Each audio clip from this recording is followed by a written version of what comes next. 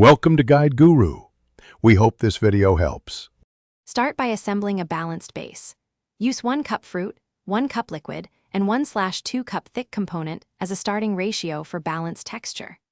For most single-serve smoothies, measure 300–350 ml liquids such as water, milk, or almond milk to ensure proper blending without dilution.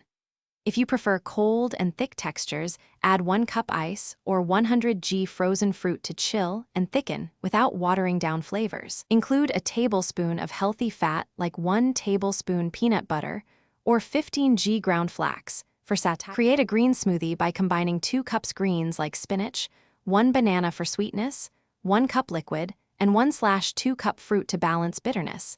Then blend until smooth. For a protein-focused shake, add 30 g protein powder, 1 tablespoon nut butter, and 250 ml liquid for a satisfying post-workout recovery drink with about 20–30 g protein. If you want a dessert-style smoothie, stir together 1/2 cup yogurt, 1 tablespoon cocoa powder, 1–2 teaspoons honey, and 1/2 cup frozen berries for richness without excess sugar. Begin blending on low speed and increase to high for 30–45 seconds. Total blend time is typically 60–90 seconds to achieve a silky texture without overheating.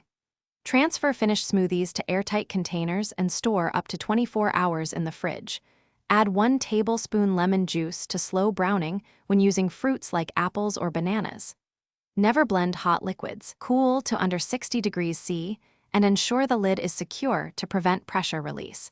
And clean blades immediately to avoid bacterial growth and odors. Thanks for watching.